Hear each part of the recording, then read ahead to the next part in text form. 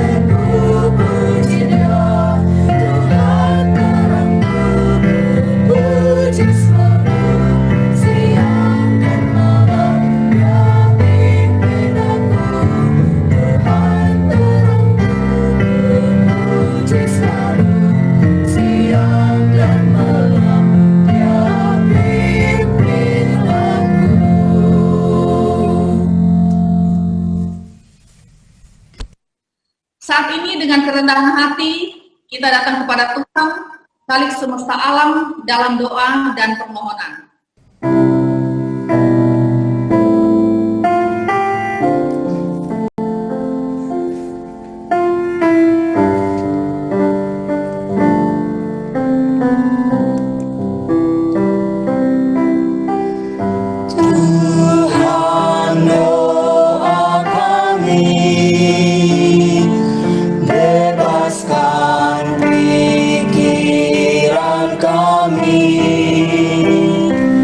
Dan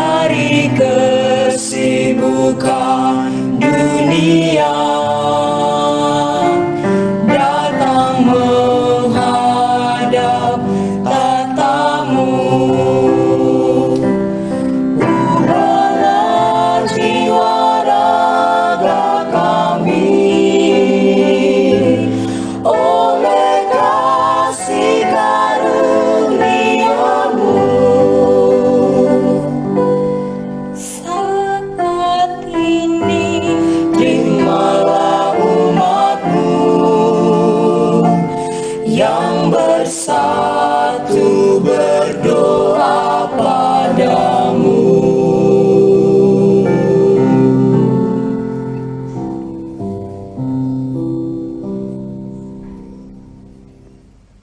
Mari kita berdoa. Tuhan Allah Bapa kami yang bertata dalam kerajaan surga, Allah yang Maha Kasih, kami puji dan menyembah Engkau, Allah yang memberikan kami berkat yang begitu berlimpah. Pada hari ini Tuhan, kami mohon ampun untuk setiap dosa dan kesalahan kami yang kami lakukan, baik itu dengan sengaja ataupun tidak. Kiranya kami tidak terhalang untuk datang kepadamu ya Tuhan. Tuhan, kami mau menaikkan pokok-pokok doa kami ya Tuhan pada pagi hari ini ya Tuhan. Kami rindu berdoa memohon curahan Roh Kudus-Mu ya Tuhan bagi kami. Kami menyadari betul ya Tuhan, kami membutuhkan Engkau dalam hari-hari kehidupan kami Tuhan. Tolonglah kami ya Tuhan, mampukan kami untuk menjadi umat-umat Tuhan yang benar di hadapan Engkau. Tuhan, tolong pada saat ini Tuhan kami berdoa bagi kami ataupun saudara kami, keluarga kami ya Tuhan, yang mungkin ada yang sedang sakit. Tuhan yang boleh sembuhkan, pulihkan agar dapat sembuh, pulih seperti sedia kala. Tuhan, kami juga berdoa untuk kondisi pandemi saat ini. Kiranya Tuhan boleh memulihkan bangsa dan negara kami. Kami juga berdoa untuk kondisi ekonomi dan juga pemerintahan bangsa kami ini Tuhan. Tuhan kiranya boleh berikan hikmat dan kebijaksanaan kepada setiap orang yang Tuhan telah percayakan duduk mengampu di pemerintahan bangsa kami ini Tuhan. Tuhan juga boleh berkati, mungkin ada hal-hal dalam pergumulan kami masing-masing, pribadi lepas pribadi, Tuhan yang kiranya boleh tolong, Engkaulah senantiasa yang menjadi jawaban untuk setiap pergumulan dan permasalahan kami. Tuhan, juga kami saat ini mau berdoa untuk pekabaran pelajaran yang akan kami dengarkan pada hari ini. Tuhan berkati hamba Tuhan yang akan menyampaikan firman, kami yang mendengarkan, Tuhan yang boleh tolong kami untuk dapat mengerti dan mengaplikasikannya.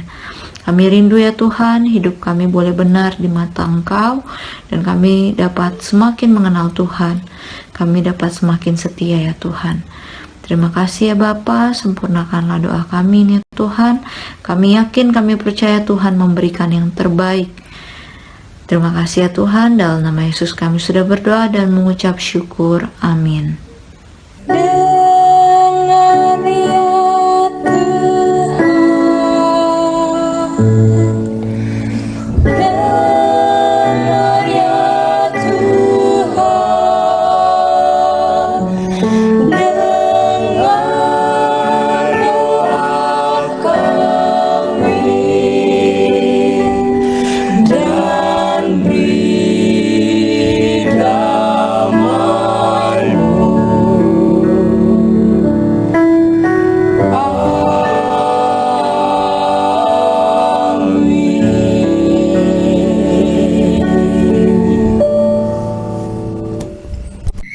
Baik, kita akan mendengarkan tips kesehatan yang akan dibawakan oleh Dr. Dari Tumalun. Beliau adalah seorang spesialis gizi, nutrisionis yang bertugas di Rumah Sakit Advent Bandung saat ini. Selamat Hari Sabat. No man is an island. Slogan ini menunjukkan bahwa tidak ada orang di dunia ini yang dapat hidup sendiri. Kita akan sangat bergantung antara satu dengan yang lainnya. Satu unsur atau satu molekul apa saja akan membutuhkan unsur atau molekul yang lain untuk dapat menghasilkan sesuatu, untuk dapat terjadinya sesuatu yang baik atau terjadinya sesuatu yang tidak baik. Masing-masing molekul, unsur, sel, jaringan, organ, tubuh manusia, bahkan manusia secara keseluruhan adalah sama pentingnya dan bergantung satu sama lain untuk menghasilkan sesuatu di dunia ini, entah itu baik, entah itu jahat. Ini adalah bagian dari hukum alam. Ini adalah hukum alam. Tidak heran 1 Korintus 12 menyatakan bahwa masing-masing anggota tubuh walaupun berbeda, tetapi memiliki peran yang sama penting. Jadi, untuk menyebabkan terjadinya sesuatu, mustahil hanya melibatkan satu molekul, atau satu unsur, atau satu sel saja, atau satu jaringan saja, atau satu organ saja, atau satu tubuh saja, atau satu manusia saja. Sesuatu terjadi karena peran lebih dari satu hal, dan ini adalah hukum alam. Kita pernah mendengar satu slogan, "An apple a day keeps the doctor away," di mana slogan ini memberi kesan seakan-akan hanya dengan satu apel saja setiap hari, maka seseorang akan sehat, bebas dari penyakit. Istilah ini dimulai dari Inggris pada tahun 1866, tetapi pada awalnya bukan seperti slogan yang kita kenal saat ini. Saat itu pelayanan medis menjadi sorotan publik karena tidak menyenangkan, sehingga orang mengatakan, eat an apple on going to bed, and it will keep the doctor from earning his bread." Jadi ini adalah satu bentuk sentimen terhadap pelayanan kesehatan di era itu. Baru pada tahun 1913, slogan ini kembali muncul seperti yang kita kenal saat ini. "An apple a day keeps the doctor away," yang lebih menekankan kepada kesehatan. Peneliti Matthew Davis dan kawan-kawannya kemudian tertarik untuk meneliti apakah benar dengan makan apel sekali sehari maka seseorang tidak akan sakit. Penelitian kemudian dilakukan. Penelitian ini bersifat penelitian potong lintang dengan subjek penelitian sebanyak 8.000-an orang dewasa berusia 18 tahun ke atas, dan yang mengonsumsi apel setiap hari sebanyak 1 buah dengan berat apel kurang lebih 149 gram atau ukuran medium. Hasil yang ingin dilihat dari penelitian ini adalah berapa kali jumlah kunjungan ke dokter. Kemudian apakah orang itu tidak memerlukan perawatan kesehatan atau tidak menggunakan obat-obatan. Hasil penelitian mereka menunjukkan bahwa pemakan apel dibandingkan dengan yang tidak makan apel ternyata sama saja dalam hal kunjungan ke dokter dan memerlukan perawatan kesehatan yang sama. Artinya, entah makan apel sekali sehari atau tidak makan apel, tetap bisa sakit. Kesimpulan penelitian ini yaitu makan apel sekali sehari tidak terbukti mencegah seseorang dari terjadinya penyakit. Apel saja 1 sehari tidak cukup untuk membuat seseorang sehat. Coba kita lihat komposisi nutrisi apel dalam tabel berikut ini. Mari kita perhatikan kolom yang ketiga terkait dengan kecukupan nutrisi untuk orang dengan kebutuhan 2000 kalori. Tidak ada yang mencapai bahkan 1/4 dari kebutuhan per hari. Bila kita lihat kalori, bahkan hanya mencapai 5%. Protein hanya 1% saja. Lemak bahkan dianggap tidak signifikan memberikan manfaat atau menjadi makanan sumber lemak, sehingga dianggap nihil, 0. Karbohidrat hanya 8%. Serat hanya 17%, dan ini yang tertinggi. Vitamin A hanya 2%. Vitamin B12 tidak ada. Vitamin C hanya 14%. Natrium bahkan dianggap tidak signifikan menyumbang mineral natrium untuk manusia. Kalium hanya 6%. Kalsium hanya 1%. Dan fosfor hanya 2% saja. Sekali lagi, bahkan tidak ada yang mencapai 1/4 saja dari kebutuhan seseorang per hari apabila hanya makan apel sekali sehari. Bahkan ketika kita membandingkan apel ini, buah yang lumayan mahal, dibandingkan dengan buah yang sangat murah seperti salak, yang kadang-kadang kita lihat sebelah mata, karena berpikir bahwa saking murahnya salak ini dan mudah didapatkan, mungkinkah ada nutrisi yang bermanfaat? Mari kita lihat perbandingan antara apel dan salak pada tabel berikut ini. Kita akan menemukan bahwa tidak ada perbedaan yang sangat menyolok antara keduanya sehingga kita mengatakan bahwa apel lebih baik dari salak. Apa yang kurang dari apel ada di salak, dan sebaliknya, apa yang kurang di salak ditemukan pada buah apel. Tabel ini menunjukkan bahwa kandungan kalori dengan berat yang kurang lebih sama antara kedua bahan makanan ini justru lebih banyak pada salak. Kandungan protein lebih tinggi pada apel. Kandungan lemak lebih tinggi pada salak. Kandungan karbohidrat lebih tinggi pada salak. Kandungan serat bahkan lebih unggul salak. Kandungan vitamin A lebih unggul apel. Vitamin B12 keduanya tidak ada. Vitamin C salak masih lebih unggul. Natrium salak masih lebih unggul. Kalium salak masih lebih unggul. Kalsium salak masih lebih unggul. Fosfor apel yang menjadi unggulan. Jadi kita lihat bahwa apel tidak lebih baik dibandingkan salak maupun sebaliknya.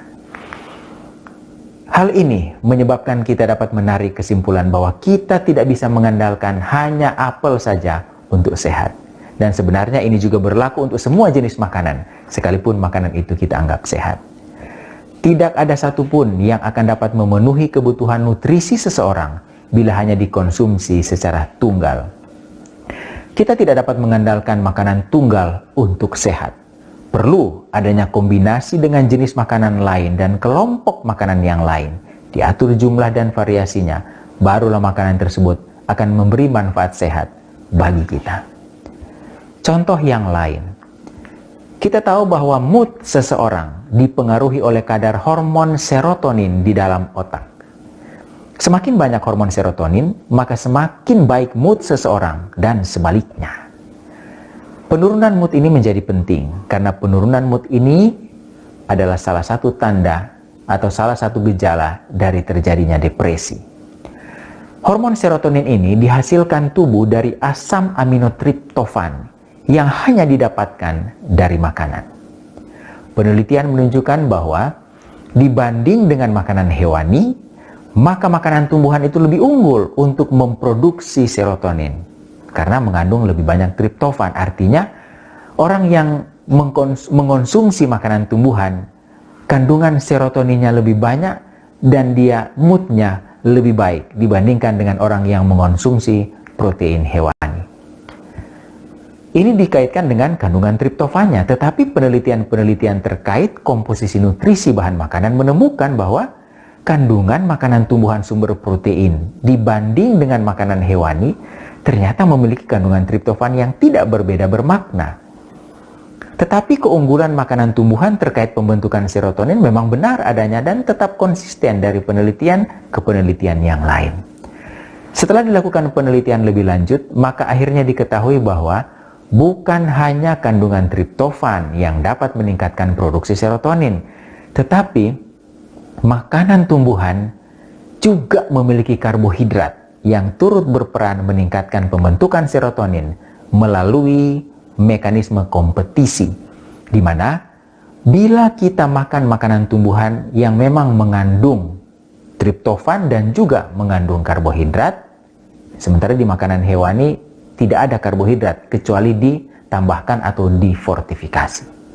Nah, kalau kita makan makanan tumbuhan yang ada triptofan dan karbohidratnya, maka karbohidrat dari tumbuhan tersebut akan menyebabkan asam amino isoleusin, leusin, valin, tirosin, dan fenilalanin. Ini adalah 5 asam amino pesaing yang selalu berkompetisi dengan triptofan untuk masuk ke dalam otak. 5 asam amino pesaing ini ketika bertemu dengan karbohidrat dari bahan makanan akan beralih fungsi untuk membentuk hormon insulin untuk mengolah karbohidrat yang masuk. Sehingga triptofan menjadi tidak ada pesaing. Sehingga dengan bebasnya, triptofan ini dapat masuk ke dalam otak untuk menghasilkan serotonin. Triptofan tidak bekerja sendiri, tetapi membutuhkan karbohidrat dan mungkin saja unsur-unsur nutrisi yang belum diketahui untuk menghasilkan serotonin, hormon mood baik manusia. Saudara-saudara, semua unsur-unsur ini tidak pernah bekerja sendiri, tetapi saling membutuhkan satu dengan yang lainnya untuk menunjang kehidupan manusia. New Start nutrition, exercise, water, sunshine, temperance, air, rest, dan trust in God, trust in divine power juga memiliki lebih dari satu unsur untuk kita gunakan. Kita tidak bisa mengandalkan hanya satu saja untuk sehat, hanya diet saja, atau hanya olahraga, atau hanya sinar matahari, atau hanya satu di antara hal-hal yang lain, karena itu bertentangan dengan hukum alam. New Start adalah satu kesatuan yang harus kita gunakan bersama-sama. Melanggar satu berarti penyakit. Saudara-saudara, mari kita terima dengan rendah hati apa yang Tuhan sudah berikan demi kesehatan kita, mengandalkan keseluruhan dan bukan hanya satu. Penerimaan kita terhadap New Start secara keseluruhan harus didasarkan atas kepercayaan dan keyakinan, barulah manfaat sehat atau manfaat sembuh bisa kita dapatkan. Berbicara tentang keyakinan atau percaya kepada Tuhan, tentu saja kita sangat familiar dengan cerita Daniel pasal 1, peristiwa Daniel di Istana Babel. Banyak orang mengaitkan kemampuan Daniel dan kawan-kawannya yang 10 kali lipat dibanding orang lain dengan makanan yang sehat, yaitu makanan tanpa daging. Tetapi bila kita cermati ayat demi ayat dalam cerita ini, Daniel pasal 1 ini, maka hal tersebut sebenarnya tidak seperti itu. Kemampuan Daniel, Hananya, Misael, dan Azaria adalah semata-mata pemberian Tuhan karena kepercayaan mereka kepada Tuhan yang diimplementasikan dalam bentuk penurutan dan prinsip untuk makanan-makanan yang dianjurkan Tuhan. Bukanlah makanan yang membuat mereka pintar dan bijaksana, tetapi penurutan terhadap makanan yang direkomendasikan Tuhan yang membuat mereka mendapatkan karunia kepintaran dan kebijaksanaan dari Tuhan. Hal ini dimulai dari ayat 8, ketika Daniel mengambil prinsip atau berketetapan untuk menurut kepada Tuhan dengan tidak menajiskan dirinya karena makan makanan yang tidak direkomendasikan oleh Tuhan. Ayat 9 kemudian jelas mengatakan bahwa hasilnya adalah maka Allah mengaruniakan. Sekali lagi, ayat 9 jelas mengatakan bahwa hasilnya adalah maka Allah mengaruniakan. Mengaruniakan apa? Kasih sayang dari pemimpin pegawai istana. Dan ayat 17, Allah mengaruniakan, Allah memberikan pengetahuan, kepandaian, dan pengertian. Walaupun demikian, bukan berarti unsur-unsur nutrisi dari makanan sama sekali tidak ada perannya. Tuhan juga menggunakan unsur-unsur nutrisi dari makanan untuk membuat seseorang sehat dan mampu berpikir jernih dan bijaksana. Allah menggunakan media makanan untuk membuat seseorang bijaksana asalkan orang tersebut mengawalinya dengan percaya kepada Tuhan. Sehat atau sembuh dihasilkan dari dua hal, yaitu mengandalkan seluruh unsur New Start, pola hidup sehat, dan yang kedua, percaya kepada Tuhan. Semoga Tuhan memampukan kita untuk melakukan kedua hal ini dalam kehidupan kita. Ingat 1 Korintus 12, bahwa semua unsur, semua organ tubuh manusia itu bekerja bersama-sama dan saling membutuhkan. Tidak ada satu yang lebih penting daripada yang lain, walaupun fungsinya berbeda-beda. Semua ini bekerja bersama untuk menghasilkan sesuatu yang baik, berfungsi dengan baik bagi seseorang. Kemudian ingat Amsal 3 ayat 5-8. Amsal 3 ayat 5-8 ini dengan jelas mengatakan, percaya kepada Tuhan dan jangan bersandar kepada pengertian kita sendiri. Akui Tuhan dalam segala sesuatu yang kita lakukan. Jangan merasa bahwa diri kita ini lebih pintar dibandingkan dengan Tuhan pencipta kita. Dan kemudian ayat ini ditutup dengan ayat 8 yang menyebutkan itulah yang akan menyegarkan tulang-tulang kita. Itulah yang akan menyembuhkan kita. Itulah rahasia sehat dan sembuh umat Tuhan saat ini. Kita sekarang berada di era pandemi COVID-19 yang kita tidak tahu kapan ini akan berakhir. Ujungnya kita tidak bisa tebak. Doa kita adalah dengan melakukan apa yang Tuhan mau, melakukan seluruh unsur New Start, bukan hanya diet saja, bukan hanya olahraga, tetapi secara keseluruhan, dan kemudian dibarengi dengan percaya kepada Tuhan, keyakinan penuh kepada perlindungan Tuhan, maka kita dapat dilindungi selama era pandemi COVID-19 ini, bahkan untuk seumur hidup kita, sampai seberapa lama Tuhan izinkan kita hidup di atas dunia ini. Semoga Tuhan akan selalu melindungi dan memberkati kita. Selamat hari Sabat. Tuhan memberkati. Shalom, jika saudara belum menerima undangan ibadah melalui WhatsApp, saudara boleh menghubungi WA 0878 00 123457. Sekali lagi, 0878 00 123457. Dan jika saudara-saudara merasa terberkati dengan ibadah ini, mohon saudara membagikannya kepada kenalan saudara-saudara. Terima kasih. Selamat pagi saudara-saudara, para sahabat rohani. Jika kita dapat menjalani hari-hari hingga detik ini dan bisa menikmati berkat-berkat-Nya, itu semua adalah karena anugerah-Nya semata. Kalau bukan karena tangan Tuhan yang menuntun dan menopang, kita pasti tidak memiliki kesanggupan untuk menjalani dan melewati hari-hari yang berat ini. Karena itu kita pun harus berkeyakinan bahwa di hari-hari mendatang, Tuhan pasti tetap menyertai dan terus melanjutkan perbuatan baik-Nya atas kita. Rasul Paulus dalam suratnya ke jemaat Filipi mengatakan, "Akan hal ini aku yakin sepenuhnya, yaitu Ia yang memulai pekerjaan yang baik di antara kamu, akan meneruskannya sampai pada akhirnya pada hari Kristus Yesus." Di dalam Filipi 1 ayat 6. Juga di dalam Ratapan 3 ayat 22 dan 23 dikatakan, "Tak berkesudahan kasih setia Tuhan, tak habis-habisnya rahmat-Nya, selalu baru tiap pagi, besar kesetiaan-Nya." Rasa syukur atas berkat-berkat Tuhan yang kita terima, mewujudkan rasa kasih kita dalam tindakan nyata sebagai hadiah terbaik. Jangan pernah takut memberi, karena memberi adalah langkah pertama untuk bisa menerima. Mana ada petani yang bisa menuai jika mereka tidak pernah menabur? Selama ada kesempatan, marilah kita menjadi orang yang murah hati. Inilah saatnya kita memberikan persepuluhan dan persembahan. Persembahan Anda bisa ditransfer ke nomor rekening seperti yang ada di layar. Bisa juga menggunakan QR Code. Mari kita mengumpulkan persembahan sambil menyanyi, "Bawalah persembahanmu."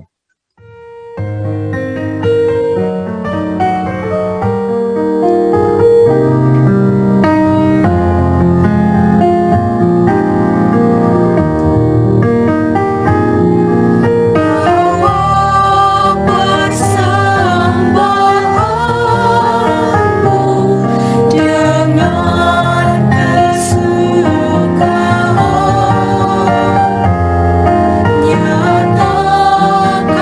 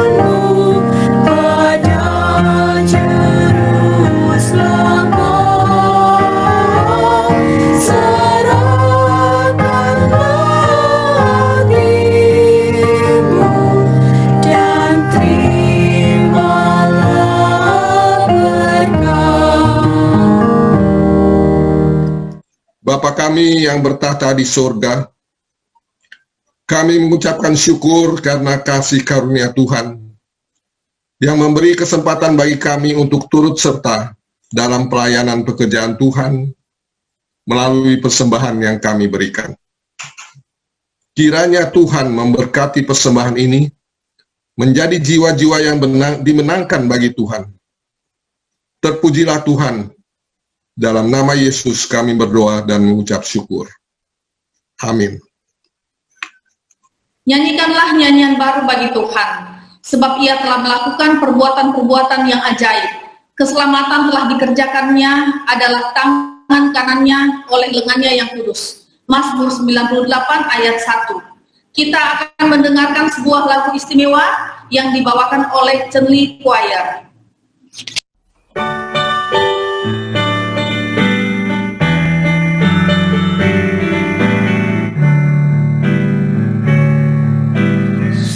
To the Lord, hallelujah. Sing to the Lord, bless His holy name, hallelujah, hallelujah, hallelujah. Sing to the Lord, sing to the Lord, hallelujah. Sing to the Lord, bless His holy name, hallelujah, hallelujah. Sing to the Lord, sing to the Lord. Great is His compassion, faithful is His promise, for His word shall ever endure. Sing to the Lord, hallelujah. Sing to the Lord, hallelujah. Hallelujah, hallelujah. Sing to the Lord, sing to the Lord, sing to the Lord, sing to the Lord, sing to the Lord, sing hallelujah, hallelujah. Sing to the Lord, sing to the Lord.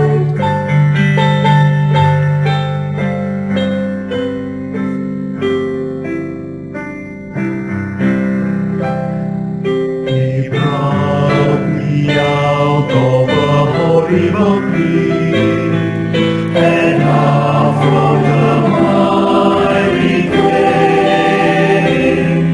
He set my feet on a solid rock, and gave me grace to walk the way. He put a new song in my mouth, a song of praise and thanks to God. Many shall see and feed, and put their trust in the Lord.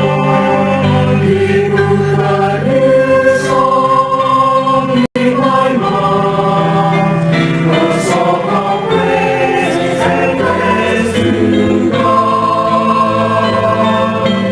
Many shall see and feed, and put their trust in the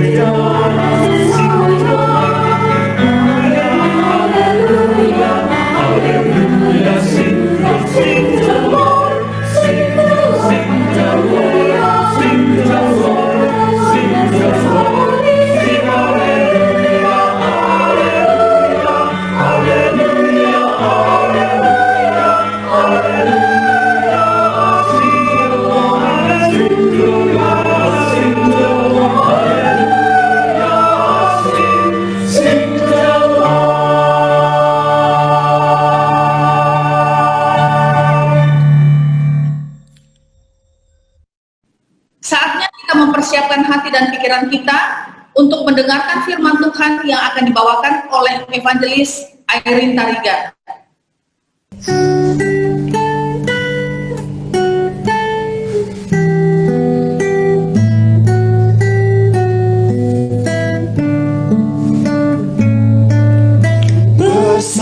Bersabdalah ya Yesus,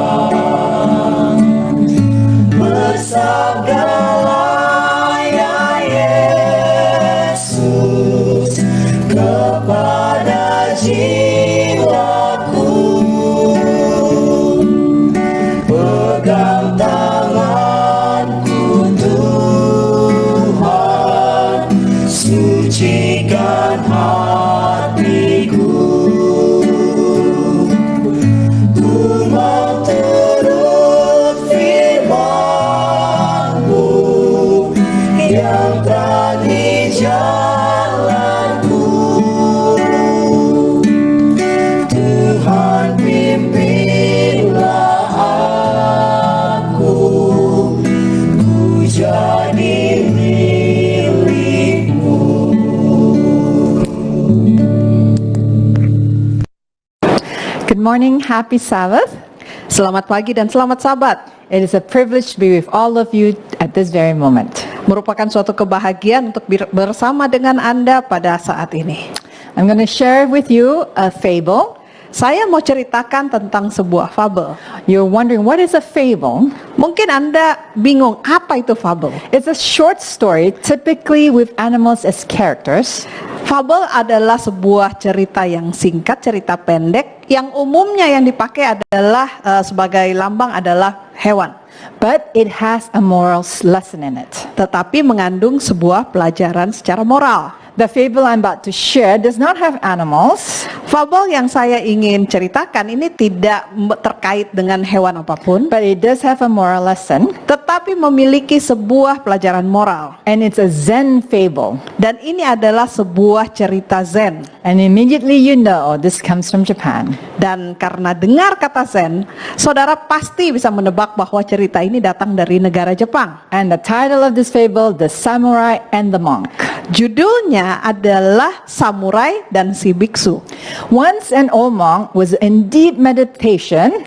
Pada suatu saat ada seorang biksu yang sedang bermeditasi. And as he was meditating, all of a sudden, dan pada waktu dia sedang bermeditasi, tiba-tiba a samurai warrior came up to him. Ada seorang pendekar samurai yang datang kepadanya and said, "Old man, teach me about heaven and hell." Dan dia katakan bahwa, Pak Tua, tolong ajarkan kepada saya tentang sorga dan neraka. At first there seemed to be no reaction from the old monk. Awalnya sepertinya tidak ada reaksi dari biksu tua ini. But gradually he opened his eyes. Tetapi kemudian perlahan-lahan dia buka matanya. There was a faint smile in his mouth. Dan kemudian ada senyum di bibirnya. As he watched the samurai. Dan pada waktu dia melihat samurai, the samurai became very agitated.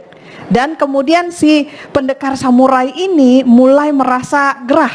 And the monk said, dan kemudian si biksu ini katakan, "You wish to know the secrets of heaven and hell? Kamu mau tahu tentang rahasia tentang sorga dan neraka? You who are so filthy, kamu yang begitu cemar, you whose hands and feet are covered with dirt, kamu yang tangan dan kakimu itu kotor oleh debu, you whose hair is not combed, kamu yang rambutmu ini tidak disisir, whose breath smells, bau mulutmu, your sword is rusty and neglected, dan samuraimu itu, pedangmu itu sudah berkarat dan tidak dirawat, you who are ugly, kamu yang jelek, you who dress funny for samurai, kamu yang berpakaian aneh untuk seorang pendekar samurai, you of all people wish to ask me about heaven and hell, kamu dari semua orang mau tanya kepada saya tentang sorga dan neraka. The samurai turned red.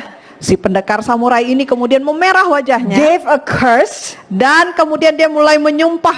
Drew his sword. Dia mulai tarik samurainya. Raised it over his head. Dan kemudian dia angkat ke atas kepalanya. Veins sticking out of his neck. Dan kemudian kelihatan semua pembuluh darahnya. As he prepared to cut the monk's head. Dan dia mulai bersiap untuk menebas leher dari biksu tua itu. Just as the sword began its descent, saat ketika samurai itu hampir mengenai biksu tua itu, the old monk spoke gently, "That is hell." Dan kemudian si biksu itu katakan, "Nah, itulah neraka." In that moment of a second, pada saat itu juga, samurai was overcome with amazement. Pendekar samurai itu penuh dengan kekaguman, compassion and love for this gentle, sangat tersentuh hatinya dengan yang penuh belas kasihan dan lemah lembut ini, who had dared to risk his life to give him this teaching, yang rela hampir mengorbankan nyawanya untuk memberikan kepada dia suatu pelajaran. He stopped his sword, dia hentikan pedang samurainya, and his eyes filled with tears. Dan kemudian matanya mulai basah oleh air mata. And that, says the monk, is heaven. Dan kemudian si biksu tua itu katakan, "Nah, itulah sorga." When I first heard this story many years ago, Pada waktu saya pertama kali mendengar cerita ini bertahun-tahun yang I lalu, had a sense of awe and wonder at the wisdom of this fable. saya sangat terjamah dan sangat kagum terhadap hikmat yang ada diceritakan di dalam fabel ini. Many of us are in awe when we hear wise words. Banyak dari kita yang terkagum-kagum ketika mendengar kata-kata yang bijaksana, Especially from people we admire. terutama dari orang-orang yang kita kagumi. Bill Gates once said, Bill Gates pernah mengatakan, if you're born poor, it's not your mistake. kalau kamu terlahir sebagai orang miskin itu bukan salahmu. But if you die poor, it's your mistake. Tetapi kalau kita sampai mati jadi orang miskin, itu kesalahan kita. I don't know whether I agree to this, Saya tidak tahu apakah saya setuju dengan pernyataan but maybe ini. some of you do. Tetapi mungkin beberapa dari saudara juga setuju dengan pernyataan ini. A man I admire is Nelson Mandela. Ada seorang pria yang saya kagumi yaitu Nelson Mandela. This is what he said. Ini yang dia katakan. Do not judge me by my successes. Judge me by how many times I fell down and got back up again. Jangan menilai saya berdasarkan keberhasilan saya, tetapi nilailah saya berdasarkan berapa kali saya jatuh dan berapa kali saya harus bangkit kembali. Another person that I admire is Mother Teresa. Orang lain yang saya kagumi adalah Bunda Teresa. Not all of us can do great things, but we can do small things with great love. Dia katakan bahwa tidak semua dari kita dapat melakukan hal-hal yang besar, tetapi yang semua dari kita bisa lakukan adalah hal-hal kecil dengan kasih yang besar.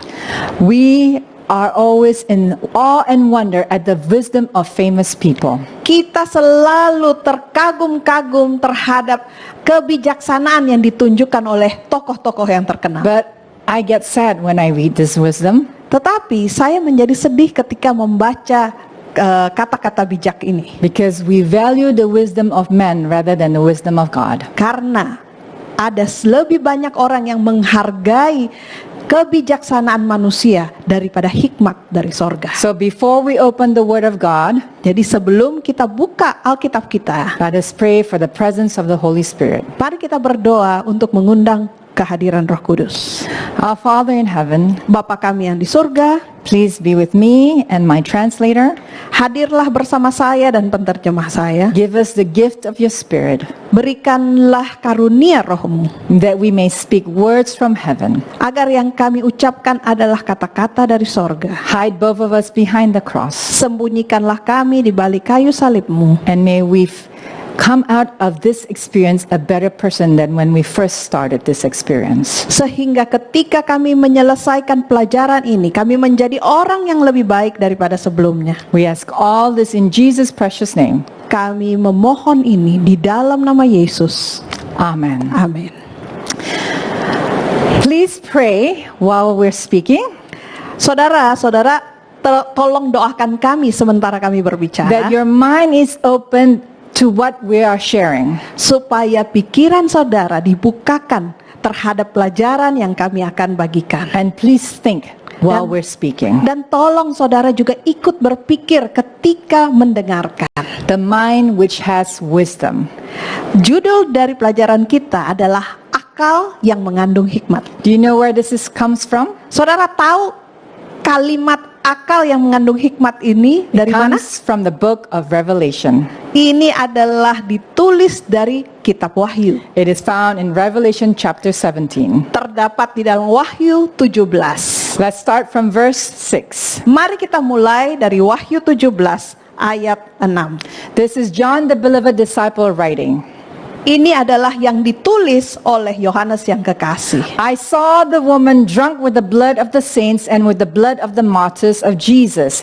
And when I saw her, I marveled with great amazement. Dan aku melihat perempuan itu mabuk oleh darah orang-orang kudus dan darah saksi-saksi Yesus. Dan ketika aku melihatnya, aku sangat heran. Verse 7, but the angel said to me, why did you marvel? I will tell you the mystery of the woman and of the beast that carries her, which has the 7 heads and the 10 horns. Ayat 7. Lalu kata malaikat itu kepadaku, mengapa engkau heran? Aku akan mengatakan kepadamu rahasia perempuan itu dan rahasia binatang yang memikulnya. Binatang yang berkepala 7 dan bertanduk 10 itu. Let's jump to verse 9. kita lompat ke ayat 9. Here is the mind which has wisdom. The 7 heads are 7 mountains on which the woman sits. Dikatakan di sini, yang penting di sini adalah akal yang mengandung hikmat. Ketujuh kepala itu adalah 7 gunung dan di atasnya perempuan itu duduk. Before you become afraid at what I'm about to share, please don't be afraid. Sebelum saudara menjadi ketakutan mendengar kita membaca ayat-ayat tadi, saya mau katakan saudara jangan khawatir. I'm not going to talk about prophecy. Saya kali ini tidak akan membahas tentang nubuatan. Many of us get very intimidated by prophecy, Banyak orang yang merasa terintimidasi ketika belajar nubuatan. but we don't have to be. Tetapi kali ini saudara tidak perlu I seperti itu. heard a sermon about this title, The Mind Which Has Wisdom. Saya mendengar sebuah khotbah tentang judul yang kita bicarakan ini, yaitu akal yang mengandung hikmat. I was very blessed by it and I wanted to share this blessing. Saya sangat terjamah dan saya rindu untuk membagikan ini kepada saudara-saudara. We started reading the story at verse 6. Mari kita mulai baca dari cerita dari ayat ke-6. John the Beloved sees a woman, Yohanes yang kekasih melihat seorang wanita. and then the angel tells in verse 7 the mystery of this woman. Dan kemudian di ayat ke-7 malaikat memberitahukan kepada dia rahasia tentang wanita ini. Although we did not read verse 8, Walaupun kita tidak baca tadi ayat ke-8, verse 8 is where the angel describes the characteristics of the beast that carries this mysterious woman. ayat ke-8 membahas tentang binatang yang ditunggangi oleh wanita ini. And then the angel says, here is the mind which has wisdom. Dan kemudian malaikat itu katakan di ayat 9 bahwa ialah akal yang mengandung hikmat. In the middle of explanation, Di dalam sebuah penjelasan, the angel says, here is the mind which has wisdom. tiba-tiba malaikat itu katakan bahwa ialah akal yang mengandung hikmat. So I'm not focusing on the prophecy, the woman, or the beast. Nah, kali ini kita tidak membahas atau berfokus pada pembahasan tentang wanita atau perempuan itu atau dengan binatang. I want to know about the mind which has wisdom. Tetapi yang kita fokus adalah mengapa si malaikat itu katakan tentang satu istilah, yaitu akal yang mengandung hikmat. So who will receive this mind which has wisdom? Pertanyaannya adalah siapa yang akan menerima akal yang mengandung hikmat? Now the answer to this question Nah, jawaban atas pertanyaan ini adalah is found in the first chapter of Revelation, didapatkan dari Wahyu 1. verse 1. Wahyu 1 ayat 1. The revelation of Jesus Christ, which God gave him to show his servants things which must shortly take place, and he sent and signified it by his angel to his servant John. Inilah wahyu Yesus Kristus yang dikaruniakan Allah kepadanya, supaya ditunjukkannya kepada hamba-hambanya apa yang harus terjadi. Dan oleh malaikat yang diutusnya, ia telah mengatakannya kepada hambanya Yohanes. So God's servants will be the ones who receive the mind which has wisdom. Jadi jawaban terhadap pertanyaan tadi adalah hamba-hamba Tuhan seperti Yohanes ini yang akan menerima akal yang mengandung hikmat. I find that very comforting. Saya merasa ini sangat menghibur. All of us as God's servants can receive this mind which has wisdom. Semua kita yang menjadi hamba Allah Yesus Kristus dapat menerima akal yang mengandung hikmat. But is that it? Tapi apakah cuma sampai di situ? Are there any requirements to be God's servants? Apakah ada persyaratan lain untuk menjadi hamba Tuhan? Let's jump to verse 3 in the same chapter. Mari kita baca dari Wahyu 1 ayat 3. Blessed is he who reads and those who hear the words of this prophecy and keep those things which are written in, for the time is near.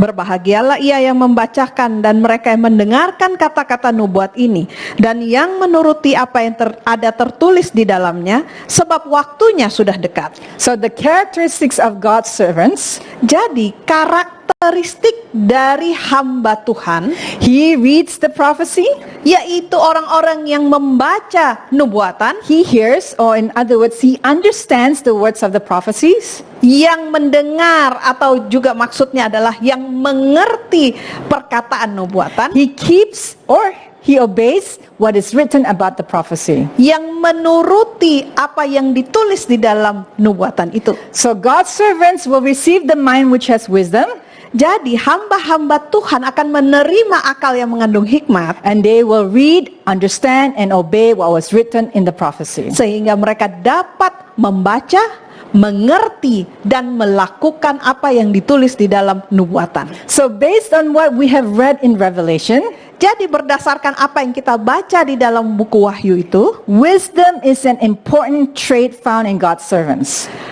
hikmat adalah satu hal yang sangat berharga bagi hamba-hamba Tuhan. How do I know this? Bagaimana saya bisa tahu? Because of the story in Matthew. Karena satu kisah yang diceritakan di dalam kitab Matius. There are two stories, in fact. Ada dua cerita sebetulnya. Matthew 25, the 10 virgins, the foolish and the wise. Matius 25 yang menceritakan 10 anak dara yang bijaksana dan yang bodoh. And then in Matthew 7, the man who built his house on the rock is wise. Kemudian di dalam Matius 7 juga ada orang yang mendirikan rumahnya di atas batu. Itu disebut sebagai orang yang bijaksana. But the one who built on the sand is a foolish one. Tetapi yang membangun rumahnya di atas pasir adalah orang yang bodoh. Those who are in the kingdom of heaven Semua orang-orang yang berada di dalam kerajaan Tuhan, are those who have wisdom. perhatikan di sini, adalah orang-orang yang memiliki hikmat. So when we talk about wisdom, Jadi kalau kita berbicara tentang we hikmat, probably want to know, what is wisdom? mungkin kita berpikir apa sebetulnya arti dari hikmat. We will study more in a few minutes ahead. Kita akan belajari di waktu sebentar lagi. So God's servants must receive the mind which has wisdom. Jadi kesimpulannya bahwa hamba Tuhan akan menerima akal yang mengandung hikmat. God's servants read, hear, and obey the written words of the prophecy. Hamba-hamba Tuhan ini membaca, kemudian mengerti, dan kemudian melakukan apa yang ditulis dalam perkataan nubuatan. So the mind which has wisdom reads, hears, and keeps the written words of the prophecy. Sehingga akal yang mengandung hikmat ini bisa membaca, mendengar, yaitu memahami, dan juga menuruti apa yang ditulis dalam perkataan nubuatan. So where does wisdom come from? Pertanyaan berikutnya adalah, dari mana hikmat itu datang? Let's turn to the book of Daniel Mari kita buka Alkitab kita dalam Daniel, and let us read what is revealed there. dan kita lihat apa yang ditulis di sana. Again, I will not focus on prophecy.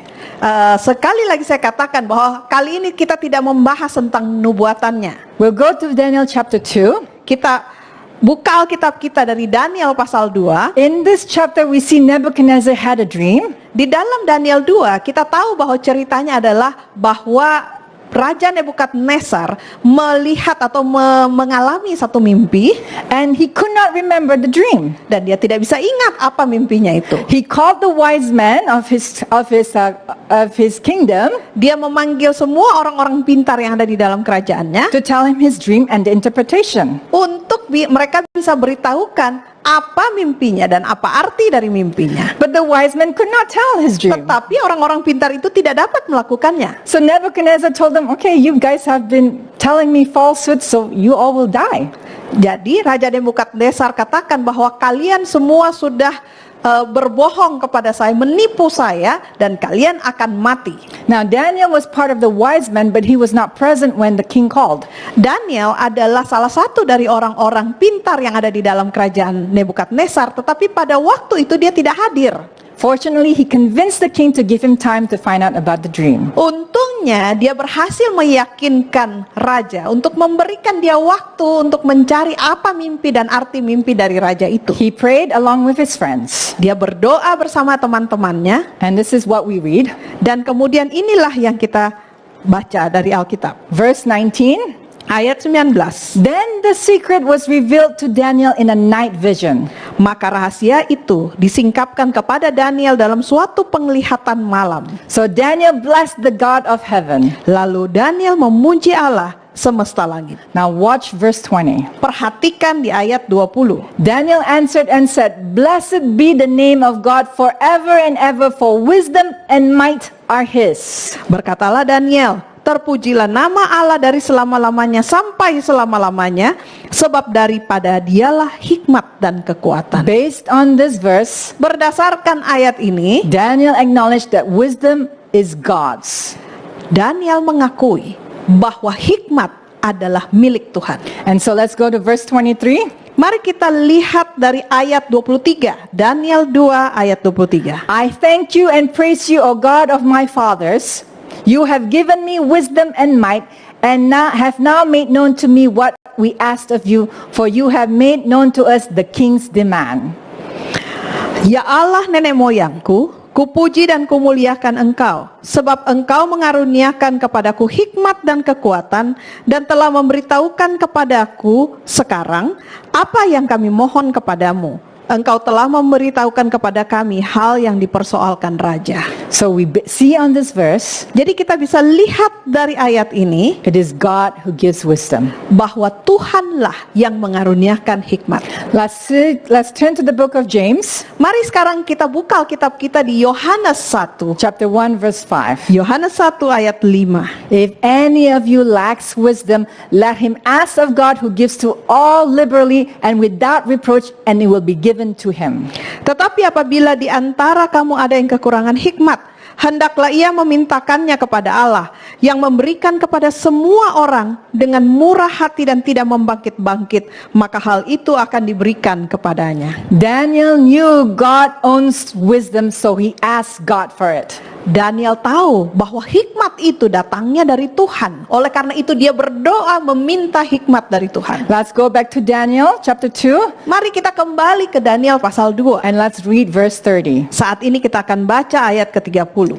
But as for me, the secret has not been revealed to me because I have more wisdom than anyone living. Adapun kepadaku telah disingkapkan rahasia itu, bukan karena hikmat yang mungkin ada padaku melebihi hikmat semua orang yang hidup, tetapi supaya maknanya diberitahukan kepada tuanku raja, dan supaya tuanku mengenal pikiran-pikiran tuanku. So what is Daniel saying here? Jadi apa yang Daniel sedang katakan I don't ini? even have more wisdom than all the wise men. Dia katakan bahwa saya sebetulnya tidak lebih berhikmat daripada orang-orang pintar lainnya. Where does wisdom come from? Dan dari mana hikmat itu datang? Wisdom is God's. Dikatakan bahwa hikmat datangnya dari Tuhan. God gives wisdom to people. Bahwa Tuhanlah yang mengaruniakan hikmat kepada manusia. Even a wise person does not have more wisdom than others. Bahkan orang-orang yang paling pintar sekalipun sebetulnya tidak memiliki hikmat yang lebih besar daripada orang lain. Why? Because this wisdom comes from God. Mengapa?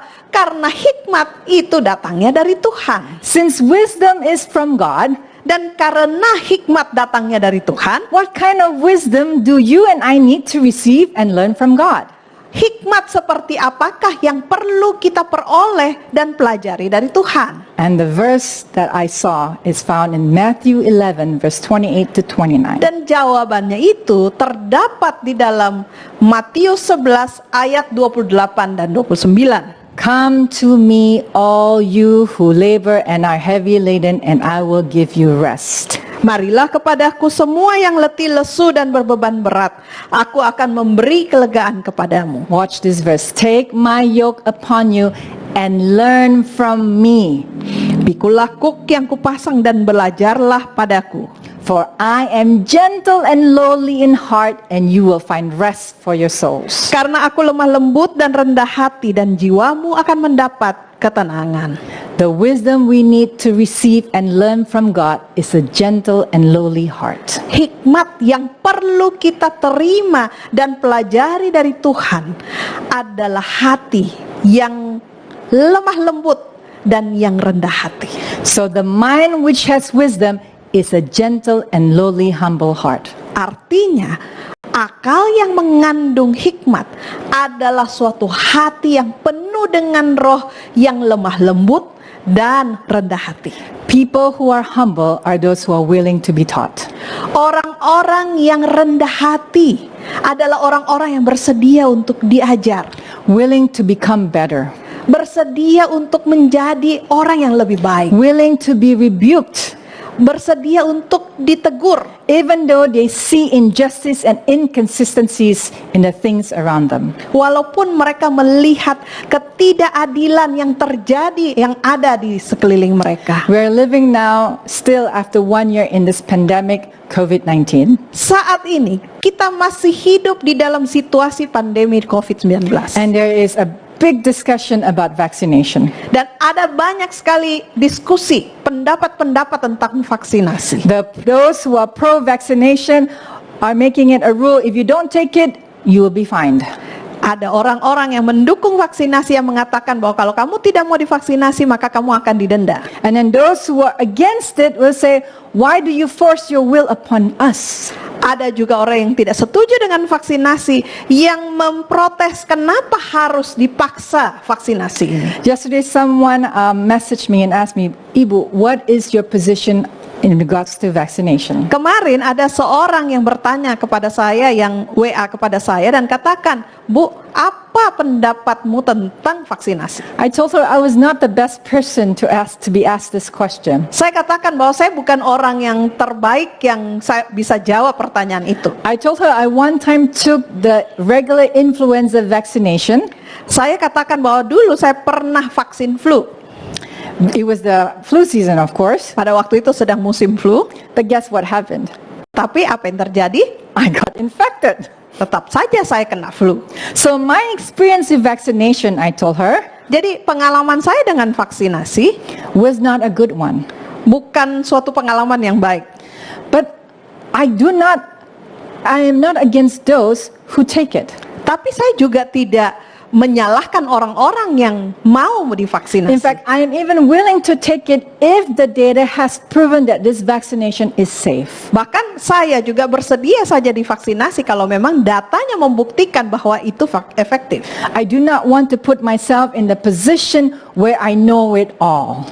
Saya tidak mau menaruh diri saya di mana menjudge bahwa saya ini tahu segalanya. And I will honor the decision of the other person if they choose to take it. Saya menghormati orang-orang yang memilih untuk divaksin. Honor the decision of people around you even though you don't agree with it. Dan juga menghormati pendapat orang-orang yang memilih untuk tidak divaksinasi. The mind which has wisdom Akal yang mengandung hikmat is gentle and lowly in heart. adalah hati yang lemah lembut dan rendah hati. Blessed are the meek. Berbahagialah orang yang lemah lembut. The difficulties we have to encounter may be very much lessened by the meekness which hides itself in Christ. Banyak kesulitan-kesulitan yang kita hadapi saat ini mungkin akan banyak sekali berkurang kalau saja dengan lemah lembut kita berada di balik Kristus. If we possess the humility of our Master, we shall rise above the slights, the rebuffs, the annoyances to which we are daily exposed, and they will cease to cast a gloom over the spirit. Kalau saja kita merindukan untuk memiliki kerendah hatian seperti Tuhan kita, maka kita akan bangkit melampaui semua sakit hati, tersinggung, kejengkelan, kebencian terhadap orang lain yang setiap hari kita hadapi. Lowliness of heart is the strength that gives victory to the followers of Christ. It is the token of their connection with the courts above. Dan kerendahan hati adalah kekuatan yang memberikan kemenangan bagi setiap pengikut Kristus.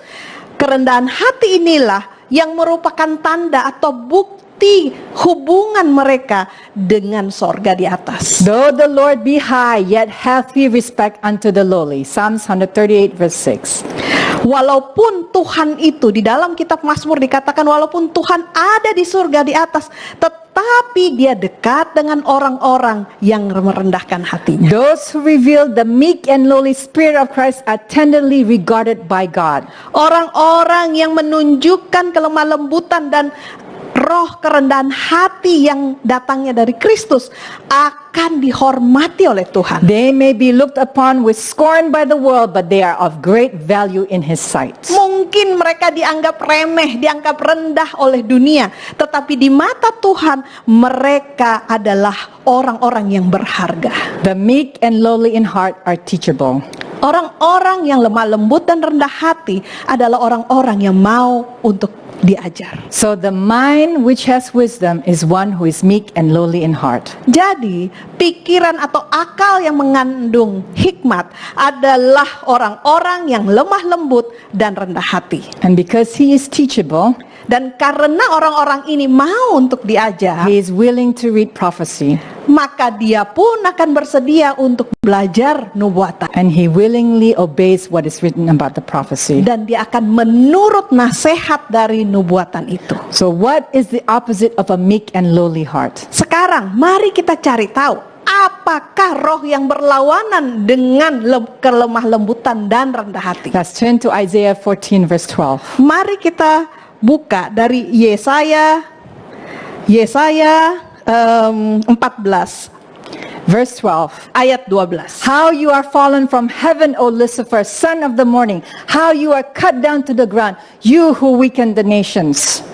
Wah, engkau sudah jatuh dari langit, hai bintang timur, putra fajar. Engkau sudah dipecahkan dan jatuh ke bumi, hai yang mengalahkan bangsa-bangsa. For you have said in your heart, I will ascend into the heaven. I will exalt my throne above the stars of God. I will also sit on the mount of the congregation on the farthest sides of the north.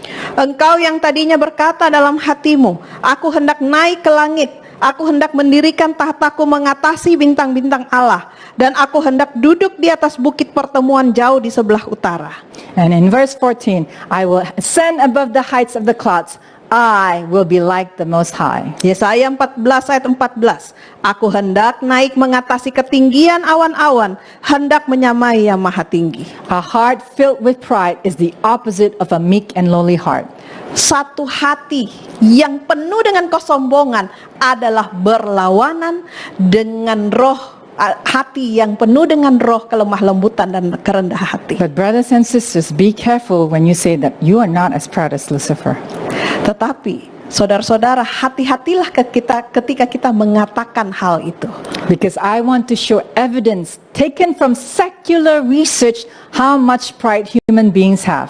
Karena saya mau mengambil satu data riset yang dipublikasi oleh satu sumber yang bukan sumber gereja tetapi sumber dari sekular tentang apa yang dimaksud dengan kerendah hatian dan kesombongan ini. Research shows that fundamental value commitments and personal preferences are rarely modified on the basis of additional data.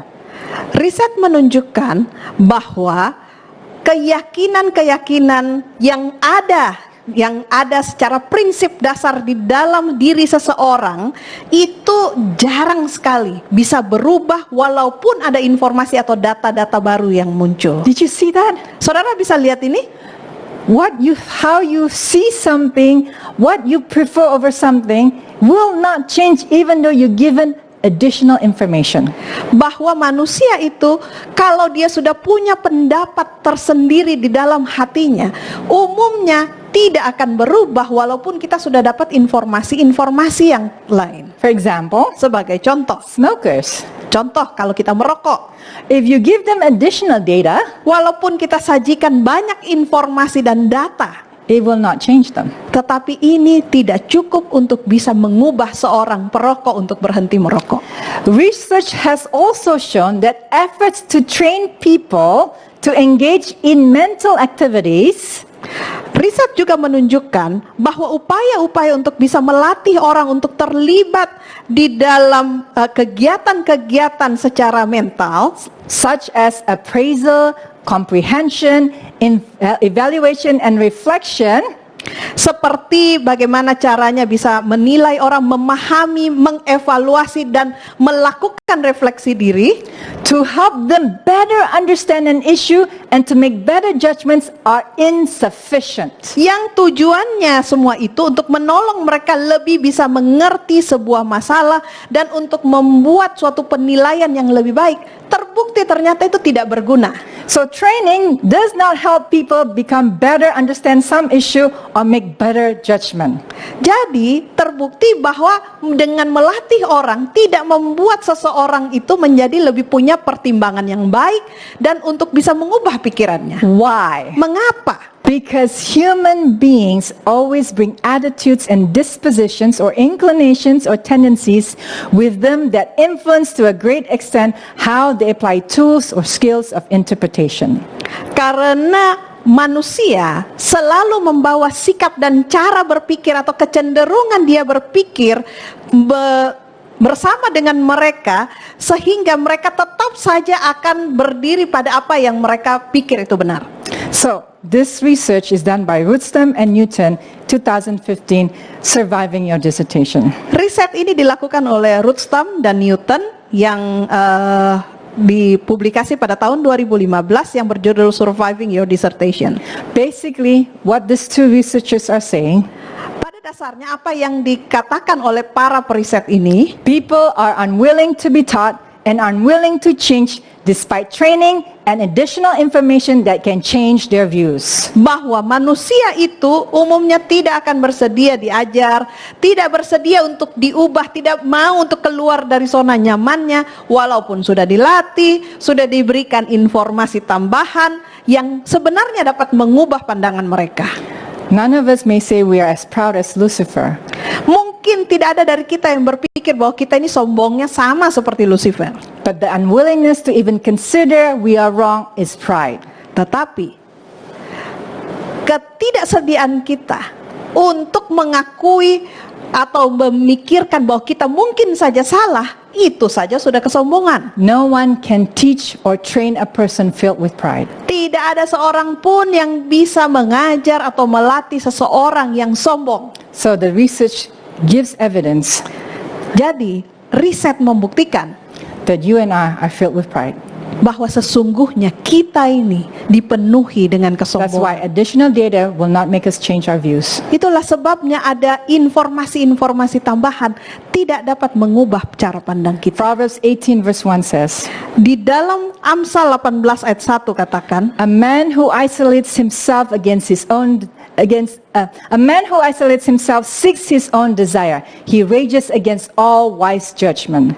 Amsal 18 ayat 1 dikatakan bahwa orang yang menyendiri mencari keinginannya, amarahnya meledak terhadap setiap pertimbangan. All this verse is simply saying, Ayat-ayat ini sebenarnya mengatakan, when we seek our own desire, pada waktu kita cari, mengejar keinginan kita sendiri, when we are selfish, kita jadi egois, we will resist wisdom maka kita akan menolak hikmat. because we don't believe we are in the wrong. Karena kita tidak percaya bahwa mungkin saja kita yang salah. But let us look at a contrast here. Tetapi mari kita lihat hal yang berlawanan. Philippians chapter 2, Filipi 8 ayat 2, verse 3 to 8. ayat 3 dan 4. Let nothing be done through selfish ambition or conceit, but in lowliness of mind let each esteem others better than himself. Let each of you look out not only for his own interests, but also for the interests of others. Dengan tidak mencari kepentingan sendiri atau puji-pujian yang sia-sia. Sebaliknya hendaklah dengan rendah hati yang seorang menganggap yang lain lebih utama daripada dirinya sendiri. Dan janganlah tiap-tiap orang hanya memperhatikan kepentingannya sendiri, tetapi kepentingan orang lain juga. Let this mind be in you, which was also in Christ Jesus, who being in the form of God, did not consider it robbery to be equal with God. Hendaklah kamu dalam hidupmu bersama, di ayat 5, menaruh pikiran dan perasaan yang terdapat juga dalam Kristus Yesus, yang walaupun dalam rupa Allah, tidak menganggap kesetaraan dengan Allah itu sebagai milik yang harus dipertahankan. But made himself of no reputation, taking the form of a bondservant and coming in the likeness of man, and being found in appearance as a man, he humbled himself and became obedient to the point of death, even the death of the cross. Melainkan telah mengosongkan dirinya sendiri dan yang mengambil rupa seorang hamba dan menjadi sama dengan manusia. Dan dalam keadaan sebagai manusia, ia telah merendahkan dirinya dan taat sampai mati, bahkan sampai mati di kayu salib. The mind which has wisdom Akal yang mengandung hikmat is the mind of Christ. adalah akal atau pikiran Yesus. The mind of Christ Pikiran Kristus is gentle, meek, lowly in heart, adalah pikiran yang lemah lembut dan rendah hati, willing to humble himself to the point of humiliation and death. rela merendahkan dirinya sampai dia harus mati. So what kind of mind do you and I have? Pertanyaannya saat ini adalah akal atau pikiran seperti apa yang saudara dan saya miliki? The mind which has wisdom, the meek and lowly heart of Jesus? Apakah pikiran atau akal yang memiliki atau mengandung hikmat, yaitu hati yang penuh dengan kelemah lembutan dan rendah hati dari Yesus, Willing to humble themselves to the point of humiliation of losing our reputation? rela untuk merendahkan diri sendiri sampai mungkin dipermalukan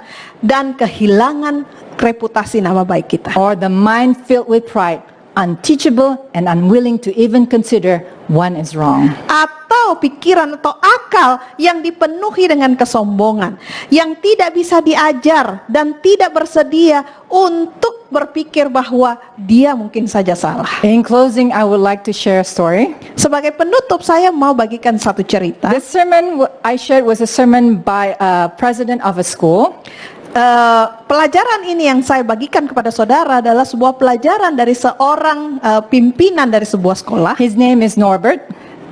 Namanya adalah Norbert. And the story he told is the one that I am sharing. Dan cerita yang saya akan ceritakan ini adalah cerita yang dia ceritakan. Norbert, by the way, this is not his picture. Nah, ini bukan foto yang sesungguhnya. When Norbert was in elementary, Pada waktu Norbert ini sedang sekolah tingkat SD, he had a very brilliant teacher, dia punya seorang guru yang sangat brilian. and his teacher loved to study prophecies. Dan gurunya ini sangat suka belajar nubuatan.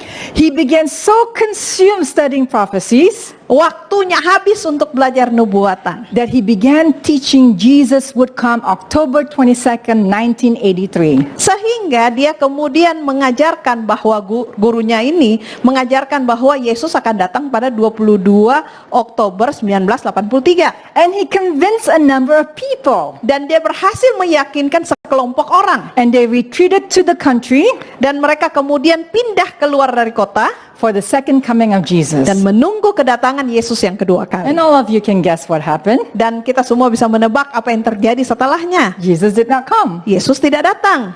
This brilliant teacher ended up in jail at one point in his life. Ya, kemudian gurunya ini kemudian masuk ke dalam penjara. And years later, Norbert was able to visit him Dan kemudian bertahun-tahun kemudian Norbert bisa mengunjungi dia and had a talk with him dan berbicara dengan dia. and asked him about that time Dan kemudian Norbert bertanya tentang saat where he was teaching that Jesus was coming back, pada waktu dia mengajarkan tentang Yesus akan datang. and asked him, did he have any regrets? Dan dia tanya kepada gurunya ini, apakah gurunya ini menyesal mengajarkan hal And this itu? is his reply to Norbert. Dan inilah jawaban guru itu. I was under the spell of the devil, and what led me to that state was pride. Saya berada di dalam kutukan iblis dan apa yang menuntun saya di dalam kondisi itu, artinya di dalam kutukan iblis ini adalah kesombongan saya. He relied upon self. Artinya apa? Dia mengandalkan dirinya sendiri. So what kind of mind do you and I have? Jadi saudara, pikiran seperti apa yang kita miliki? The mind which has wisdom, Apakah pikiran atau akal yang mengandung hikmat, the meek and lowly heart of Jesus, lemah lembut dan rendah hati dari Yesus, or the mind filled with pride, unteachable and unwilling? ataukah akal atau pikiran yang tidak bisa diajar, yang tidak bersedia untuk menerima kalau dirinya salah? As God's servants, Sebagai hamba we Tuhan, must learn of Jesus, kita harus belajar dari Kristus, gentle and lowly in heart. lemah lembut dan rendah hati. Why?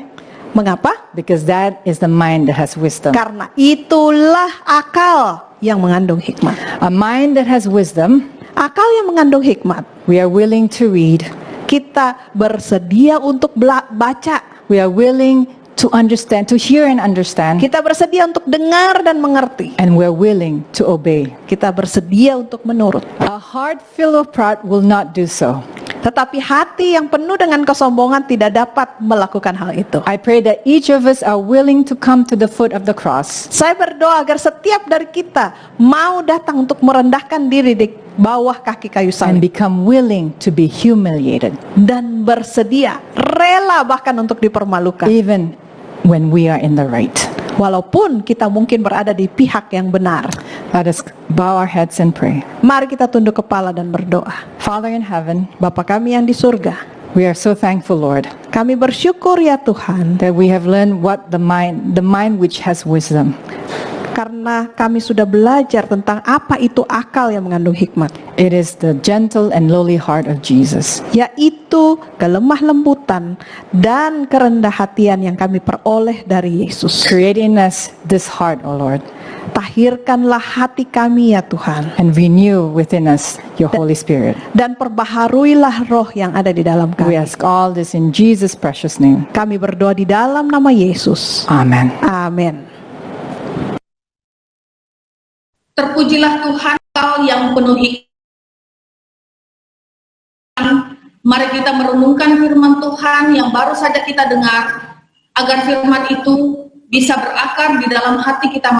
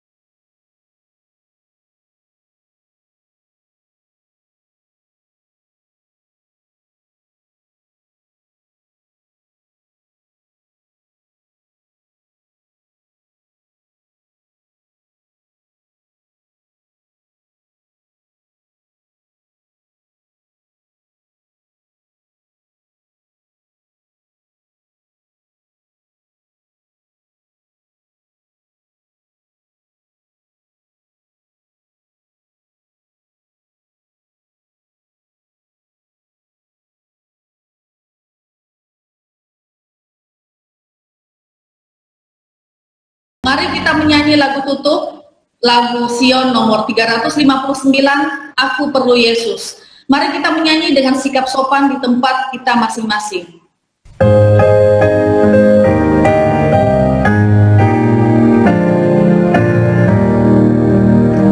Aku perlu Yesus setiap saat, tak ada penolong seperti Dia.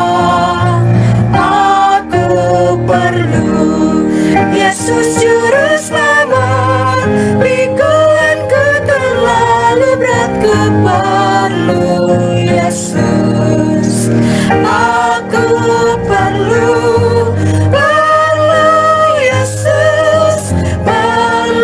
Yesus setiap hari. Perlu waktu bersuka, perlu waktu berduka, sepanjang jalan tiap hari ku perlu Yesus. Aku perlu Yesus sahabatku, dalam gelap dipimpinnya aku. Aku perlu Yesus yang berikan terang, sertanya ku akan menang. Ku perlu Yesus. Aku perlu Yesus, perlu Yesus, perlu Yesus setiap hari, tiap hari.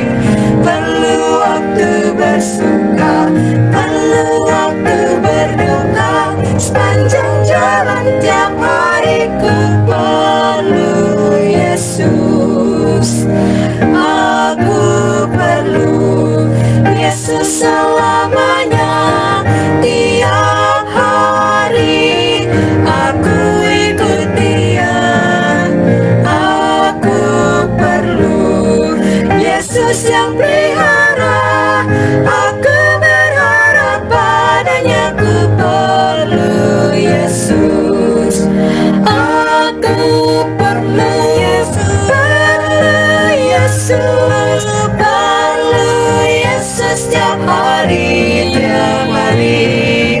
Perlu waktu bersuka, waktu berduka, sepanjang jalan tiap hari ku perlu Yesus.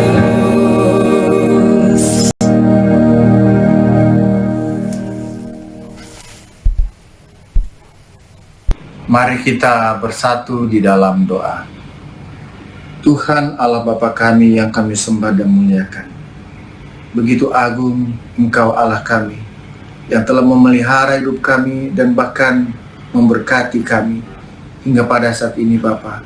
Firman-Mu dapat memulihkan kami, Firman-Mu menjadi pengharapan bagi kami, dan biarlah kiranya kasih Tuhan menjadi bagian kami semua, di mana kami memperoleh kemenangan untuk bisa hidup seperti Kristus.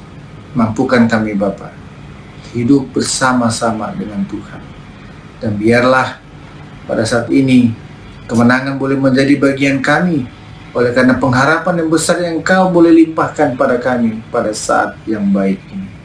Terimalah berkat dari Tuhan.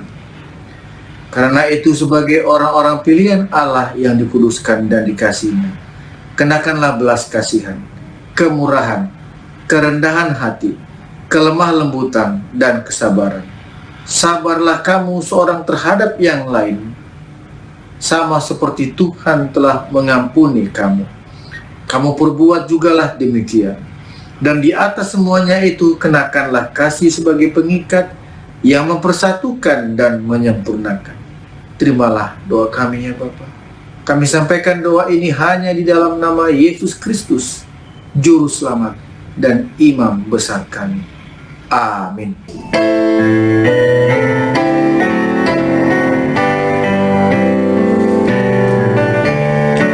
Kita memiliki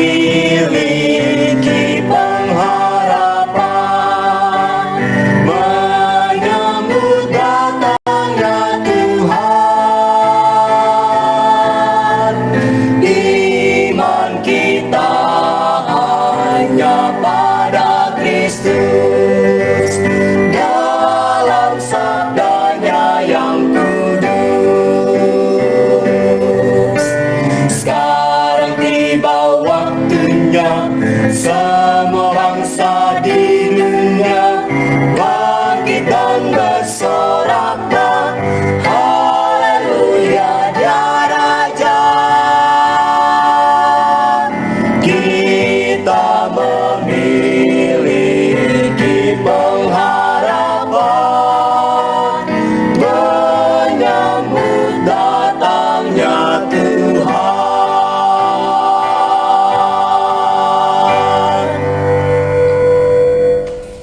Shalom saudara sekalian, puji Tuhan, ibadah khotbah telah selesai.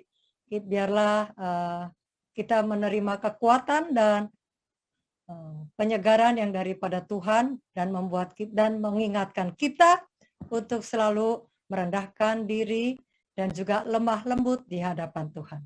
Terima kasih untuk firman Tuhan yang sudah dibagikan oleh Ibu Irene, dan juga tips kesehatan oleh Dr. Larry. Biarlah kita semua diberkati oleh Tuhan pada hari ini. Terima kasih untuk semua saudara-saudara yang ikut bersama-sama dengan kami untuk beribadah secara online dari berbagai kota di Indonesia, dan juga ada, kami lihat di sini ada sahabat-sahabat yang datang dari luar negeri juga. Terima kasih, dan kita biarlah ketemu kembali nanti. Sebentar kita akan bagi kelas, ada kelas Bible Study dan juga ada kelas sekolah Sabat ya. Kita akan membagi kelas, namun sebelumnya kita akan melihat beberapa pengumuman yang penting. Esok hari itu kita besok pagi jam 6 pagi kita ada ibadah doa yang namanya Rumah Doa. Jadi saudara kami undang untuk ikut hadir. Judulnya adalah PUSH ya. Pray Until Something Happen, itu singkatannya ya. Bersama Ibu Christine Sitorus. Demikian juga pada malam harinya pukul 6 sore. Jadi itu 6 pagi ada acara, dan 6 sore kita juga akan jumpa lagi di Healthy Lifestyle with Leong Pitlin. Dengan narasumber lain selain Ibu Pitlin ada juga Dr. Grace Lego. Beliau ada dokter di Rumah Sakit Advent Bandung.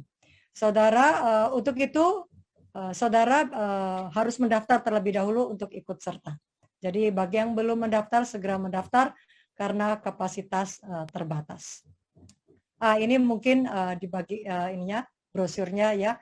Ini brosurnya. Saudara, untuk mendaftar saudara hubungi nomor yang tertera 0878 00 12345 ya. Saudara segera mendaftar untuk mendapatkan terdaftar ya, supaya mendapatkan ID meetingnya. Dan itu yang tadi pagi, yang besok paginya pukul 6 pagi itu adalah rumah doa. Oke ya. Sekian, dan kita akan membagi kelas. Sebelumnya saudara bisa membuka audionya, kita bisa saling menyapa satu dengan yang lain. Tuhan memberkati sembari kita buka ruang. Halo, shalom semuanya. Halo, sahabat. Hendak menyapa juga ada Ibu Ina ya, Ibu Ina di Bekasi. Selamat datang Ibu Ina. Dan biarlah Ibu Ina bisa bergabung lagi pada hari Sabtu yang akan datang. Halo tetangga. Tetangganya Ibu Yani Burhan ya. Tetangga baik. Tetangga baik, oke. Senang sekali Ibu Ina. Halo, Ibu Pilin. Ya, halo Evi. Kita ketemu di Bible Study ya. Halo Ibu Lilis. Ibu Pilin. Ibu Kristiana. Mama Bidi. Selamat sahabat. Terus Evi dan semua. Selamat sahabat. Siang semuanya. Datang Krisna. Semuanya. Ibu Susana. Halo Ibu Susana. Halo. Hai Airin, apa Pak kabar? Darwin. Hai Kak. Selamat sahabat. Selamat sahabat. Halo. Misi. Selamat sahabat. Ibu Pihang. Misi Tennessee. Kita ketemu.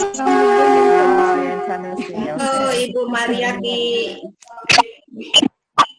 Selamat sahabat ibu-ibu semua. Sama sahabat semuanya. Ibu-ibu sama ibu Kapan akan ke Tennessee? Ibu Rita. Lagi bahaya ke Amerika ke anak ke.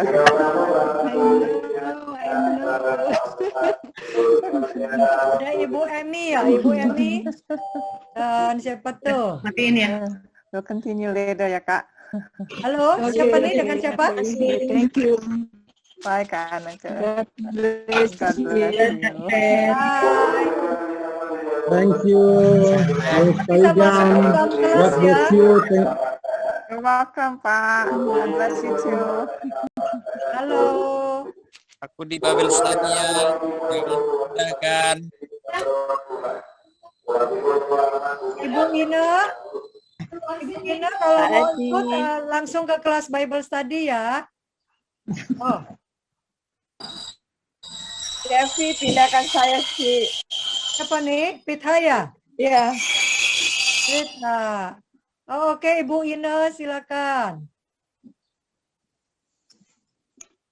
Bu, saya ikut Bible Study di Ibu Pitlin bisa? Ini dengan siapa? Hongwi. Oh ya,